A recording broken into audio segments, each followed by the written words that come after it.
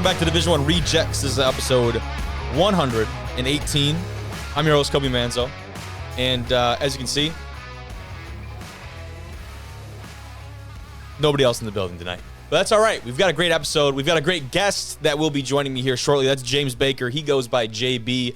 If you have heard of him, it's probably from the most episodic podcast in Division III football, that being In The D3FB Huddle. He joins me here shortly to talk about D3's Preseason All-Americans. That list was just published recently. We talk about a lot of big D3 football teams that are making a jump in 2023, who to expect to win the Gagliardi Trophy. A lot of great stuff coming for that conversation with JB. But otherwise, today we've got some GMAC Preseason Rankings. We might look at some other conference preseason rankings as we go through this thing. And some really fun freshman initiations for Division II football teams. And we're not talking some Northwestern shit. We're going to keep it PG on this particular program.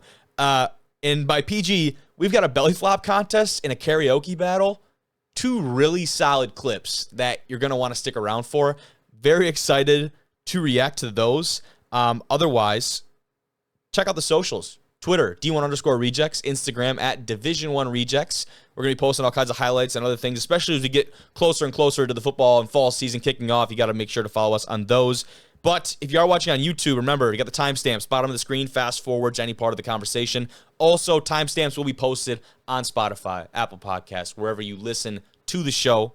Thank you all for tuning in. I appreciate every single one of you. Don't forget to subscribe. Let's get that number up to 1,000 so we can do those live shows. I'm not going to stop pandering until we get to 1,000. You don't know how bad I want to do a live show on game day. Like, imagine how electric that would be, traveling to different Division II games and doing live shows on game. Like, come on. It'd be electric, but enough pandering for today. You'll just have to wait until next episode for more of it. But before we get into any of the fun content for today, we've got a great conversation with JB. Joining the show tonight, one half of the In The D3FB Huddle podcast, proud Hobart graduate and all-around Division III enthusiast. It's James Baker, also known as the man himself, JB. What's going on tonight? Hey, man, it's great to be here. I've been a fan watching you guys grow your own podcast. Love the video platform. Love that you're having D3 coaches and players represented. And I mean, you did one of those great things like the best names in D3. I mean, Look at you, Kobe Manzo. I mean, like, dude, what a great name right there. I mean, you should have been the first one on the list, but it's really my pleasure, and it's exciting. This is the first time I've actually done any podcast stuff in my new house here. And, last, 6-7 years with In The Huddle, I shot it from my old place across the street. But yeah, new home, new season. It's our 15th anniversary of doing our big time re-show, so we're excited. That's big time news, man. Congratulations to you. Thanks. But putting myself on the list that we released may have not gotten the best response ever from the people. And there were some good names on that list. You know, the D2 all-name team was obviously headlined by Ben Fuchs from Colorado Mines. That is an all-timer. Yeah, he probably doesn't give any, so that's a pretty good one. That was a good one. That's great. Now, I kind of wanted to start off with, you're based out of Florida, correct? Yeah. Yep, I'm in Winter Park near Orlando. Yeah. Now, D1 football in Florida, obviously big time, but Division III, what is the scene like down there? Because I have little to no knowledge of it. Exactly. There is no D3 schools in the state of Florida, basically. I mean, there have been some talk about some stuff happening, but mostly it's big time FBS, D1, a little bit of FCS, and then a lot of D2 colleges here. Even in the town that I'm in, Rollins College is a D2 school.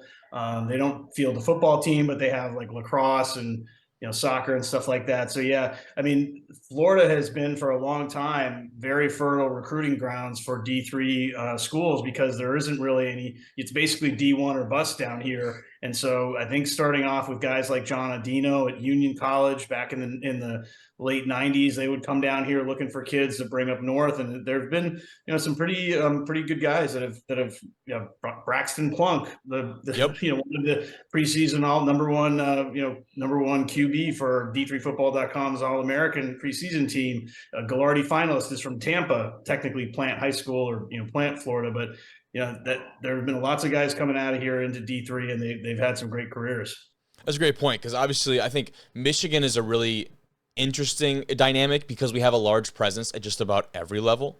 And the FBS scene in Michigan is not the FBS scene in Florida, obviously, but you still do have that large Big Ten presence, especially in the Midwest. Then you go down to the MAC, and then you keep going down. You've got the GLIAC, you have the NAIA presence all over the place, and then D3 MIAA in Michigan. It's like every level is covered. We even got JUCO coming back in the state. So Michigan, I feel like, is just picked dry at every level.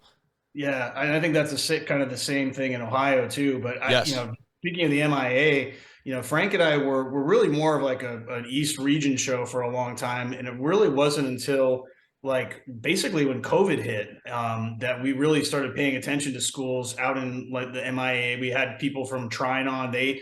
We were definitely very staunch advocates that the kids should have played in the 2020 season.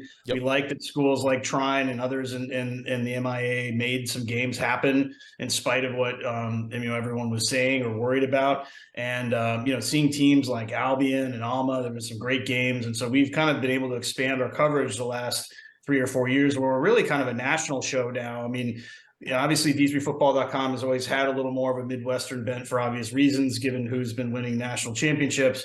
But we try to do something that's a little bit different. We're a little more, regions 1 through 4 focused because of our backgrounds, guys being, from upstate New York, New England. And, but it's been fun to get more of this sort of national feel. And I know Frank made a game out in Chicago last season. That guy goes everywhere. One of these days, I'll try to get on the road like him, but I need to get a couple more kids out of the house into college first. That's big time. No, totally. And I think it's huge because the D3 presence, I mean, if you look at some of the college football maps, the Western presence for lower level football, definitely not even close to East Coast. The D2 and D3 levels, there's a much more concentrated area over here. And I know I visited a lot of schools in the Midwest, Division III wise. I've been out to a couple of visits out to Ithaca in upstate New York, actually. So I've been up to that neck of the woods quite a few times. But 15th year for you guys. You've got long track record under your belt. For someone watching this show, maybe not familiar with your style of content, what can they be looking forward to coverage-wise when it comes to D3 football this year? So, because our podcast is video, it's a show kind of like this, but we do some, editing, and, it's not always live and like it used to be. But our focus, and I think what differentiates us from D3Football.com is that we are, Frank and I aren't journalists. We're not, former sports writers or editors or anything like that. You could say we're kind of more personalities. We take it from the view of the fan, and we try to lean a little more into interviewing the student athletes themselves, to kind of hearing their stories, how they ended up at the different colleges that they've, landed at, some of the trials and tribulations of what it's like to be a student athlete. And, honestly, for me, the best part of doing this whole thing has been the chance to meet these guys, and a lot of times, extended family, the moms and dads and aunts and uncles and all this kind of stuff. You get there's this real family feeling at the D3 football level. I mean, you're not going to be in a stadium with, 50,000 people and things going crazy. It's definitely much more of a family environment. And so being able to highlight these amazing kids that are doing, working their butts off and juggling classes and full-time course load, having careers. And it's just been really gratifying to try to put the spotlight on that and focus on what I think is really the purest form of the sport. Absolutely. And that's my favorite part, because we've had, this is episode like 118 for us, and we've had more than that many guests on the show throughout. We started this in 2020, and like the amount of stories. What's that? We're technically the most episodic D3 football podcast. We have like 365 episodes or something under our belt, but you're at 118. You'll smoke us in like 2 more seasons. We'll see, man. Hey, 2 a week is tough work right now, but I think it's great because there's so many stories and there's so many people out there, and I'm with you. That's my favorite part. We get guys on here that have crazy stories all the time, and a lot of them do come from the D3 level, but wanted to talk about some D3 teams heading into 2023 here, fall of 23. And when you look at the preseason rankings, I guess we start at the top, right? Because that's what everyone talks about. The preseason rankings from D3Football.com come out. 22 of the 25 first place votes go to North Central. Now, does that come down to, not to bash anyone over there, is that because they're that good? Is it lazy voting? Is it a combination of both? What's going on? It's a combination of both, because, even though they lost Ethan Greenfield to graduation, they're bringing back a huge chunk of that national championship team. defense and offense. So I think the way that they handled themselves last year and how dominant of a team they were. I mean, I know Mount Union gave us a little excitement there in the fourth quarter, but Yep.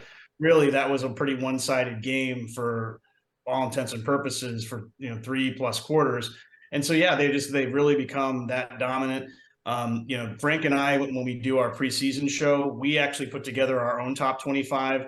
And in certain ways, it's similar. I mean, technically, Frank is one of the 25 national voters for D3Football.com. Gotcha. So his votes go in there. But he and I did our own thing. We didn't look at what we were thinking until after the fact, and we sort of merged our ballots together.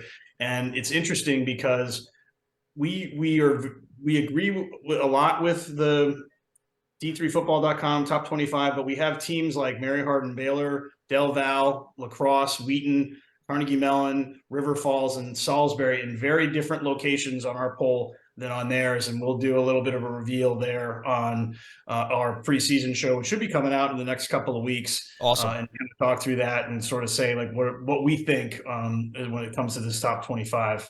Yeah, that's big time. And a couple of schools that I've noticed have been kind of contention. I know the WEAC, the fans of the WEAC were definitely in a little bit of shock when this comes out. Not to say they weren't represented in the top 25, but you don't get to that first team until number 11 with Whitewater, followed by La Crosse, and then you've got Oshkosh on this list. I think one of the biggest stories going into the 23 season is like how big of an enigma Whitewater is, because they lost more games last year than they had in a while. They lost some pretty key players at top positions. And so they had, the relatively new coach. It's like for the first time in a while, it's like, who are these guys? I mean, could they be a national title contender? Yeah, but they could also lose 2 or 3 games. And I think there are some teams in the WEAC that really feel like, hey, this could be the year that we, can get over these guys. Same thing in the ASC. Mary Hardin Baylor lost a ton of offensive and defensive talent. Hardin Simmons has been dying to get a win against these guys for like the last 2 decades, and they have a lot coming back. So is this the year that we sort of see some of the the little brothers and the second place teams in these conferences finally punch through the ceiling and get in there? It'll be fun to watch. Definitely, because you like you said, a lot of these teams have had a chokehold on their respective conferences. And not to say that a team like Mount Union will be usurped this year, because you'd have to go back to, I think it was like 2016 or 17, where you had to find someone who wasn't named Mount Union to come out of that conference in the OAC. Well, Mount Union was lucky to win their conference championship. It took the flukiest play of all time. I know it. The little catch and then the tip over. And Alden Wallace had the unreal victories from the jaws, or defeat from the jaws of victory. I mean, it was one of the craziest plays I've ever seen, but guys like Wayne Ruby make that stuff happen. And so there you go. Team I'm really excited about, Delaware Valley, coming back. We've had the chance to bring their quarterback on as one of our sponsored athletes of the show, Louis Barrios, real deal, man. Who obviously we know he's a dog, but the rest of that team, you bring back a lot of starters on that side of the ball and on defense. And I'm really excited because they have a great test to open the year against Cortland, who's also featured in just about everyone's top 25. And with Cortland and Ithaca being up there as 2 teams, I mean, biggest small college football game in the world, right? You talk about the Cortica Jug game. But back to DVU, that's definitely a team that I'm excited about this season. When they ran into the buzz, I believe it was Mount Union that took them out of the playoffs, correct, last year? Yeah, and the biggest question mark around the Aggies is what's life going to be like now that they're basically this fully loaded All-American defensive line has graduated. Yes. So can they reload? I mean, last season, Frank and I were a little tough on them early on, but Louis Barrios really came around and became the star quarterback that they needed to get that offense running. The prior year in the playoffs, they kind of sputtered out against Muhlenberg. Just couldn't put any points on the board. But they'll definitely be favored in the MAC, particularly with some of the conference realignments with the landmark and the Centennial. Also in Region 1, I'd keep an eye on Endicott. They have games in Week 2 against Ithaca and Week 4 against Hardin Simmons, which came out of nowhere. It was just added that one, correct? Their head coach was like asking us to retweet. They were desperately looking for games, and hey, you got to give the Gulls credit for raising their hand. That's going to be a really interesting Week 4 matchup, and a Region 3 team coming all the way up to New England. Never happened. I've been a D3 football fan for 3 decades now. I can't remember a New England team having 2 top 10 opponents in the first 4 weeks of the season ever. It's crazy. Yeah, that's awesome. I know, I believe it was UMHB is they start their year with just a plethora of top ranked opponents. I want to say looking at their schedule. So that's going to be one of those squads too. But, Trinity, St. John's, all those schools are yeah, sort of, mixing it up early on. And so it'll be really interesting to see, kind of where the dust settles after about week 3. absolutely. Brand new locker room over there at Endicott too. I don't know if you saw, I got to look at that. Yeah, they like to tout their beach ball and the guys Yeah. like emerging from the ocean and stuff. You saw, you guys saw the same video that I saw with, and it was a sweet video. And then you're cutting away to seagulls. And I understand there's not much room to work with there, given the mascot, but not a very intimidating animal. I just will say that much. I do think it's cool though that they have like the Eagles, style helmet though. Totally. The wing helmet is a good look for sure, and the color schemes that I'm not a huge fan of all the alternative uniforms. I'm a little old school, but I think what Endicott has done has been pretty good. Love it, love it. Now a team I've been intrigued with a good bit. We actually had, I believe, one of their players on our all name lists, one of the Horn brothers, but Trinity, Texas. That squad is, at least it seems like, has a lot of hype around them coming into 2023. What have your thoughts been on them? Well, absolutely. I mean, they're bringing a lot back. Obviously, Tucker Horn probably had one of the plays of the year last year with that unbelievable pass to beat Birmingham Southern in the final play. They battled against Mary Hard Baylor a couple of years in a row now. They seem to be ready to take that next step. I know Frank is definitely going to be going down to San Antonio for at least one of their games this season. And we'll be talking a lot about Trinity. They look like one of these teams that could be, Final Four, maybe even a Stag Bowl contender. Okay, I like that. Now, last piece on the teams here. If you had a horse in the race, as they say, who is your dark horse squad, or someone that isn't receiving the votes or the hype that you might have expected right now, but you could see definitely being in that conversation come November? Well, there's probably a couple. I mean, obviously, Frank would probably be nudging me if I said Hobart, because I can't I can't be too biased. But a team that I find intriguing in the pack actually is Washington and Jefferson, because they barely lost to Carnegie Mellon on a kind of a fluky pick six, I should say, at the end of that one. Their quarterback Pugh has been, he kind of got put into the system early on in the year. Then they struggled a little bit, but then he kind of came into his own. They beat my Hobart Statesman in the ECAC Bushnell Bowl pretty soundly. I think that team could be one to watch. I mean, Carnegie Mellon, though, to me is still they're such an interesting team, and I don't think they get enough credit for how well they played North Central in the playoffs. I mean, they led 7-0 after the first quarter. They scored more points on North Central than Mount Union did for 3 quarters. So, I mean, it's one of those things where that was a pretty impressive performance, and they're bringing back a lot of guys. And so they'll be another, tough team to beat. I think in Region 3, you probably had, like I mentioned before, I mean, you wonder about Hardin Simmons, Belhaven. Now that they're in their new conference, can they kind of make that next step? In Region 4, you have the usual suspects like DePaul and Wabash, and obviously Mount Union. John Carroll with Coach Behrman taking over from Union. Absolutely. I think they play Whitewater in week 1. That's a bit of a tough draw for them. I sort of kind of joke around with, I would joke around with Coach Behrman, be like, did the athletic director tell you before you took this job that that's who you were playing in your first game? But at the same time, though, they're still ranked in the top, I think, 20, and they could be. What if they beat Whitewater in week 1? And I mean, wow, you never know. So we'll have to wait and see.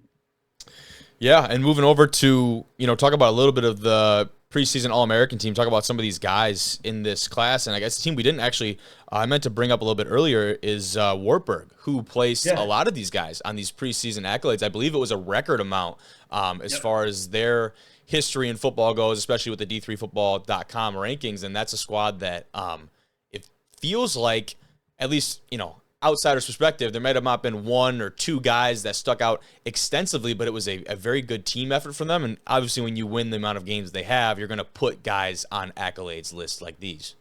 Yeah, I mean, and some of their defensive performances. We actually had Owen Grover, one of their linebackers on our show in Okay. the semifinal round, and yeah, they were just such a tough defensive unit. And when you kind of look at these teams, I mean, it's like I said before, it's very heavily weighted towards the Midwest, but at the same time, maybe to pull the curtain back a little bit, keep in mind that this list was compiled by just a few people, not really a coach's list. It's on one hand, do they have an encyclopedic knowledge of the sport? Yes, but one of the things that stands out though is can an average guy like me tell the difference between what's a first team All-American linebacker versus a third? Like, does the guy scrape faster? Is he bigger? Is he faster? So there's a little bit of subjectivity there. But at the same time, I thought it was an interesting list when you consider how many guys have come back for that fifth year that are taking it into the COVID year. And I think that's why you saw some. I know that there was a little bit of grumbling around, AJ Wingfield getting the third team QB over Luke Keenan, who won a national championship. And so it was kind of like, well, is AJ better than Luke? I hear that. A lot of times these lists do lean towards the upperclassmen. So that's another thing. It sort of gives a little nod to the guys who were on their last season. But you could have a field day debating it. But I thought like every year, there's only so many spots of 240 something teams, 250 if you're including the NESCAC, and now we've got some new squads like Hilbert and Eastern joining the fray in Pennsylvania. So there's just so many, with 100 man rosters in general. It's tough, man. 25,000, it's a great problem to have. Like, it's a great problem to have, but it's difficult to encapsulate all of that. And I remember actually when I was at Ithaca and Coach Torper and I having a conversation about that was when Wingfield was coming in to Ithaca. And I remember those guys being over the moon about this kid before he even stepped on the field. That has obviously panned out for them. He was a guy coming out of New Jersey that had every single accolade at the high school level, but the knock on him is obviously that he was just a little bit too short, a little bit too slow. They didn't think he had the arm talent, but he is a gamer. That's the story of like most D3 guys, and so they get on these national stages like a Cortica, and they win big. I mean, he's definitely a baller. He makes some great throws. I've seen him make some amazing throws to beat my team a few times over the last couple of years. I can't wait till he graduates. Like, get this kid. But Ithaca should be fun to watch. They're ranked, I think, number 9 right now, and they've got a pretty interesting schedule early on. They've got a new turf field up at Butterfield. I think they finally can turn the hose off and water. They don't have to water the grass anymore. That's something, man. On the hill, but it's one of the more picturesque settings. Dude, D3 football. It's incredible. We're looking to the Finger Lakes and all that. It's a cool spot.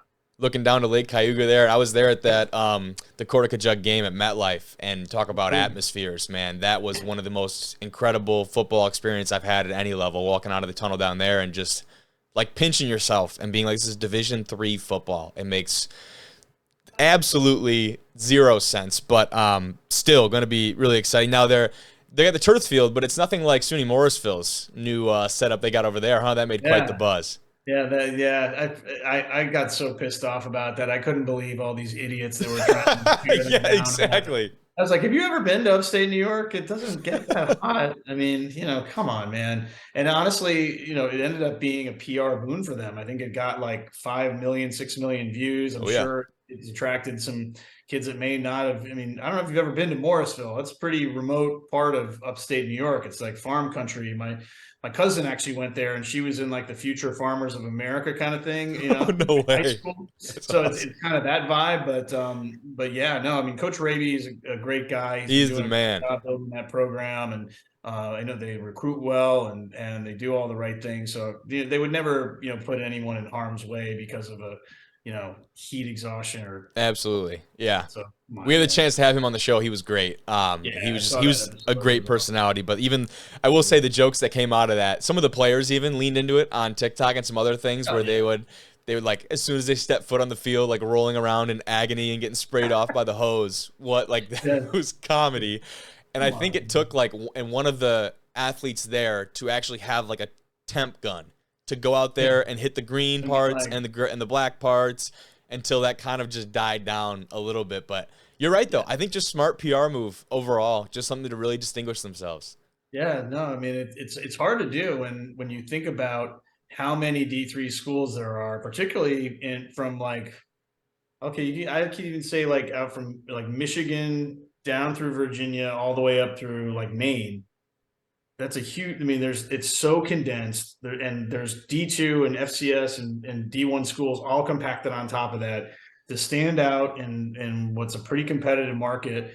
And the reality is too, a lot of the D3 schools, that aren't in the Ivy League are still like they're expensive, but they're also super high academics. The Yep. kids are graduating, making a ton of money.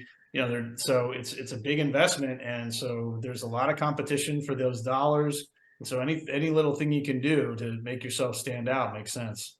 That's Division III in a nutshell, man, is how can you separate themselves because you can't give those athletic scholarships. So even looking at like some of our local teams, Hope College, downstate over on the west side, like Holland area in Michigan, they've got some of the best facilities in the state, I want to say, as far as what their football and basketball setup looks like. I would say that 90% of solid D3 school programs have better facilities than D2 schools, and most of FCS, I would argue. Yeah, I would agree with that because your money is just going elsewhere to support those programs. It's interesting. Now, we're a bit of an anomaly up here at Northern. We play in the largest wooden dome in the world and I got to flex that every once in a while because we are spoiled big time in the Superior Dome when it gets up here and we have about 8 feet of snow come December. But either way, I wanted to talk just a couple more things for you here. Yeah. Gagliardi Trophy watch list. You mentioned Wingfield, maybe Plunk, or a guy even like Wayne Ruby. Like, who are guys that we can expect to be in that conversation, like I talked about earlier, come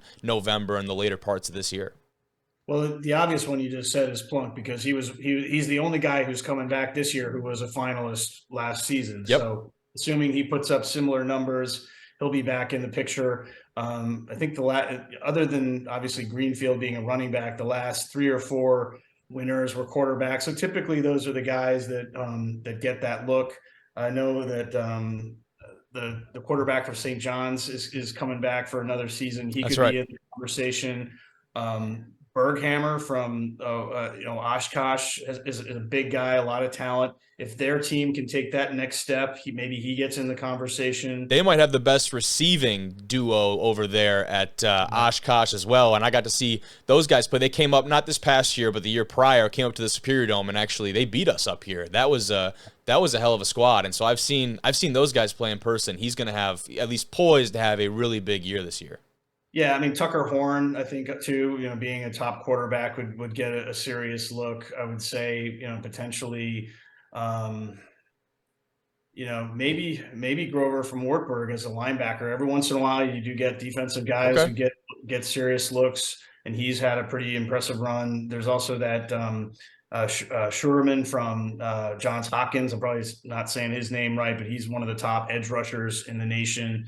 I think he had like 14 or 15 sacks last season, and Hopkins is going to be, a potential playoff team in the Centennial. So there could be any number of guys, but it's probably going to be a quarterback. I mean, maybe Luke Lennon gets his chance now that he's a junior. He might get his name read off in there, but we'll just have to wait and see. It's a fun process. I know Frank has always been real involved in the production of the actual the show and the presentation. It was cool last year. He actually got to go to a dinner held at for North Central, getting ready for the Stag Bowl, and basically go up to Ethan Greenfield and tell him to his face, guess what? You're the Gagliardi winner. And the whole team celebrated it. And I think that's the first time that's happened in a while. And so those are the little things that Frank likes to do behind the scenes, which I think is pretty cool. He likes to make it about the kids, and that's really what our show has always been about. I love it, man. Well, I've kept you for a little while. I'll let you get back to the fam there in the new place. But I appreciate you coming on. I'm excited to hopefully work with you guys a lot more as we go through this season. Yeah. It'll be interesting for us navigating through it because I know we didn't do a show during football last year with me still being a student athlete and working for the university. So the schedule just didn't work out. But now I think we're going to have a lot more opportunities this fall. I'm very excited and excited to see what you guys produce as well, man. Yeah, no, definitely. We'll look forward to collaborating in the future. And, send me one of those T-shirts at size XL. I'll wear it on our show. It looks pretty sweet. I might have to hook you up on that. I can probably make that happen. I'll sell, I'll postage and shipping or whatever. But yeah, I've got a pretty serious. Unfortunately, my wife is always just like, oh god, because I have a lot of D3 football T-shirts, I love it. jerseys. It's kind of funny. A couple of helmets. Yeah, but it's kind of one of the little perks of doing the thing, and you know, sort of being out there and just being a fan. I mean, that's Absolutely. really what it's all about. It's I'm a fan of this level, and even though I was a crappy football player, I made up for it from being one of the bigger fans of it. So Big time. You get in where you can, man. But yeah. JB, I appreciate you. Thank you very much, and thanks for joining me tonight. Yeah, that was awesome. Thanks, Cody. Talk to you soon. Have a good one. Appreciate JB joining the show. Had a great time talking with him, and like time flies when you have those kind of conversations. I feel like we could have gone all day, but really do appreciate him. Excited to see what kind of content they turn out because those guys they're lifers, man. They've been around the sport. You said it. This is gonna be their 15th year covering D3 football. You cannot undermine that level of experience. I'm just like the new kid on the block. So I appreciate those conversations a ton, but we can talk a little bit of D2 football, get back English. Get back into my realm of things. Let's talk about the GMAC a little bit. Here's the preseason coaches poll from the Great Midwest Athletic Conference. And the biggest piece here, Ashland picked to repeat as champions. Literally no surprise with that one. They went 10-2 last year, 7-1 in conference play. They did drop that surprising game to Hillsdale, who had a very up and down year but showed a ton of promise. They're picked number 5 in this coaches poll. And they, Ashland, to talk about the Eagles again, they served as a host site for the first round of the playoffs, D2, beat Notre Dame by a one-score game, but then ended up losing to the 1 seed in the region, that being IUP, Indiana University of Pennsylvania. 19-13, real close game. First-year head coach Doug Geiser, over there at Ashland. Definitely excited to see what they do this year. Now, coming in at second, you've got Tiffin, the Dragons, a team. Them and Finley, I feel like have been in the same category for a long time. So to see them at 2 and 3 just makes a lot of sense for me. Tiffin, second place. They had 3 first place votes compared to how many did 6 first place votes for Ashland, 3 for Tiffin, and Tiffin had 71 total. Ashland had 78. So really the gap not that large in the GMAC, at least from the coach's perspective. But then after that, drops off a little bit. 1 first place vote for Finley, 64 points total. And then you look at, this top 5 makes a ton of sense to me. At Ashland, Tiffin, Finley, Ohio Dominican, and Hillsdale. Those teams, for me, could be in contention for it this year. That's not a shot at 6 through 10. Just don't think they're going to be sniffing a conference title. Totally respectable, especially in this league. Northwood at 6, Kentucky Wesleyan at 7. You've got Lake Erie, Walsh, and then the new addition from NAIA level, Thomas More, coming in at 10. Not a shocker that they're not receiving a lot of love in this preseason poll, but they're going to have every opportunity to show up and show out when it comes to this year in the GMAC. So I'm excited to see a lot of this stuff, what happens, especially with Ashland. They return their senior running back, a couple great pieces on defense in the linebacker and the safety core. And, it feels like Ashland is a really well-rounded team. They do lose some big pieces. They lose one of their stud linebackers who's now playing in the XFL, I believe. And when you lose a cornerstone of your defense like that, sometimes can be tough to replicate that success. But I don't doubt they're going to have any, they're not going to really have a lot of problems doing that. It's just my outside opinion. Excited to see, though. Excited to see what happens with that. And today will be a quicker episode, but before we get to the end of the episode, we've got some fun stuff to react to, that being some freshman initiations. And the first one I want to talk about is from the reigning national runner-up, that being Colorado School of Mines, the Division II school in the RMAC. And when you look at these pictures, this is a freshman initiation like no other. They've got a Bellyflop contest in Clear Creek. This is awesome. We're going to watch a karaoke video in a few minutes here, but I have never seen a Bellyflop contest as a freshman initiation. By the way, the creek looks awesome. I love this. These are some of the frames from the competition. That is dedication too. That is flat out dedication, arms spread midair. By the way, it looks really shallow at this area, which is semi-concerning, but I love the dedication from this kid. I hope he won it. We've got a video here, actually, that is potentially even better than the clips we just watched. So let me pull that up shortly for you. This should make you laugh, if nothing else. Let's get the volume on it, because I think you need to hear the song. I don't know if we're going to get copyrighted for it. I think it's worth it. Check this out.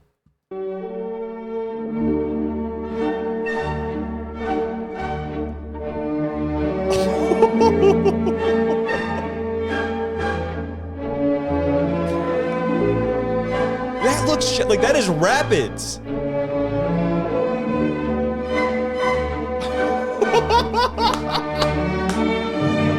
Oh my.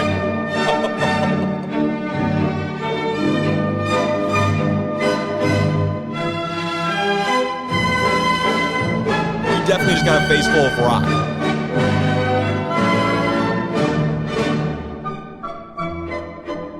That is like, that's incredible to me.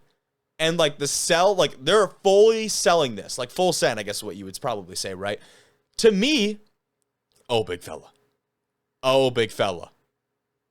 Like that is Whitewater Rapids. How are we there's got to be a drop off right there, or else they would not be doing the elbow stuff. Dude, this is awesome. Like, you're telling me these guys aren't getting a face full of rocks at the bottom of this creek? They have to not be, because they look way too fun doing it. But one of these guys, man, I think he'll be coming up here. The amount of air that he got on this was commendable. That guy got 0 air. I would like to know what his vertical is. I'm going to guess little to none. Here comes Mr. Vert. Hold on. This might be him, right? Yeah. But he was floating. He was floating.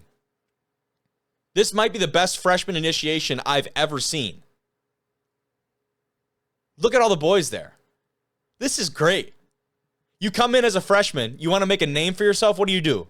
You make a play on the field, make a big tackle, interception, maybe you carry the ball for a touchdown? No. You belly flop that motherfucker. Straight into the creek. That's how you prove that you're the man. I love this. I just thought that was way too cool.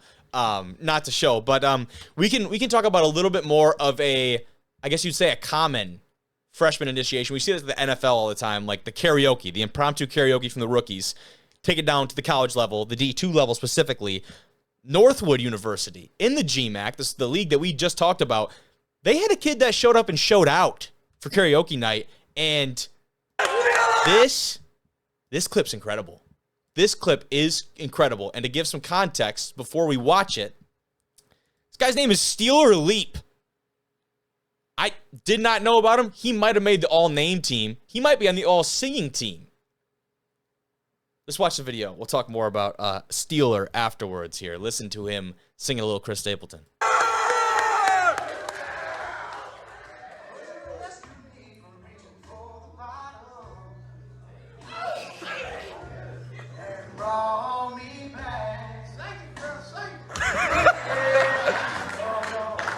You're just warming up.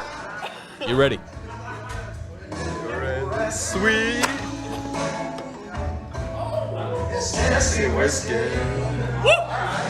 Now the boys are buying in.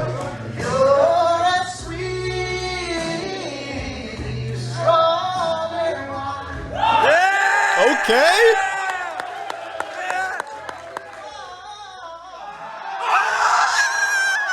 That's it right there.